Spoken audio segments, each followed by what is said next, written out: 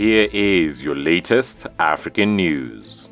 Today's video is brought to you by Nala. Nala is a money transfer app that enables you to make secure and reliable payments from the UK to Africa. Watch till the end of the video to get more details on Nala.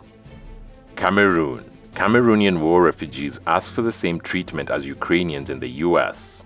In March, President Joe Biden said the US would welcome 100,000 Ukrainian refugees, granting temporary protected status, also known as TPS, to another 30,000 already in the US. But while Ukrainians fleeing the war are met with great remarks of solidarity, the same doesn't apply for all. Since fleeing ongoing conflict, many Cameroonians in the United States are still in detention, while others are at the border waiting to be granted temporary protection status. Recently, the NGO Human Rights Watch delivered a report saying some Cameroonians experienced unfound asylum denial and abuses in detention in the US, while Ukrainian asylum seekers are exempt from asylum restrictions aimed at preventing the spread of COVID-19. Hundreds of them are currently waiting in the Mexican city of Tijuana to request protection in the United States. The same can't be said for Cameroonians who sought asylum months before the ongoing Ukraine-Russia conflict ever began.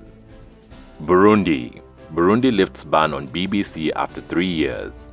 Burundi's media authority has announced that it would lift a nationwide ban on the British Broadcasting Corporation (BBC) nearly 3 years after the broadcaster was forced to stop operating in the East African country. The National Communication Council withdrew the license for the broadcasting giant in 2019, accusing it of breaching press laws and unprofessional conduct. The broadcast had met the conditions set by the government, as President Evariste Ndayishimiye had initiated the easing of restrictions on sanctioned news outlets. Following Ndayishimiye's election, Western nations including the United States and the European Union have eased sanctions.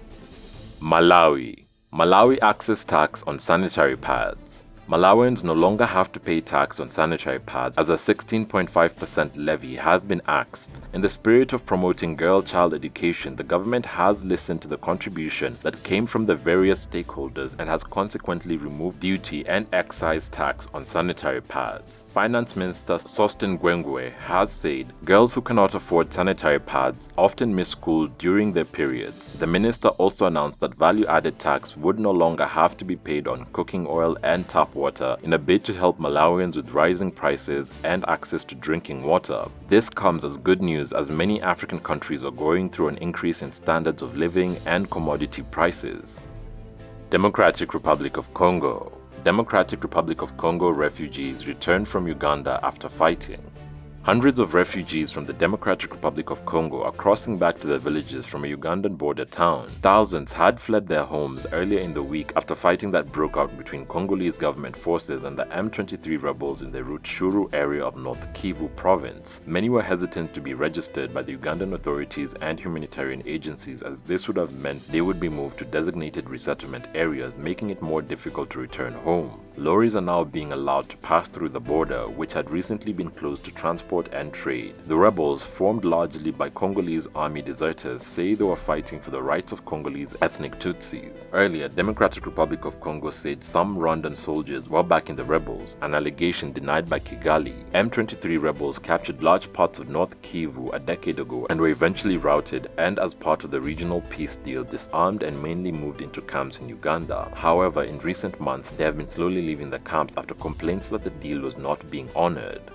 South Africa. Student jailed for spending almost $1,000 daily on luxury goods after error put $1 million of student aid in her account.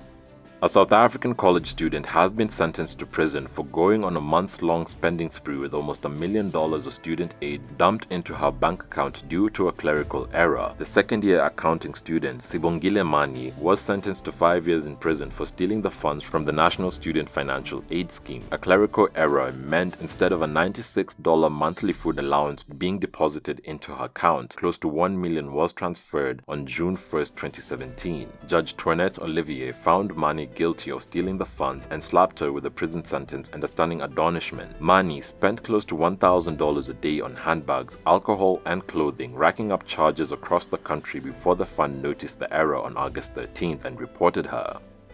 Great news! Tunacheki, Kunda Kids and Nala have partnered together to bring you Maua and the Gardens of Plenty, our first African children's book for free. Nala is a money transfer app that uses the latest technology and works with local communities to make payments as hassle-free as possible. The easy-to-use app allows anyone to quickly send money from the UK to Kenya, Uganda, Tanzania, Ghana, with many other African countries and currencies coming soon, at the lowest rate available. To get a free copy of Maua and the Gardens of Plenty for yourself, family or friends, download the Nala app, use the code KundaKids and make a transfer of as little as £1. For those in the US, you can download the app and RSVP your free book coming next month.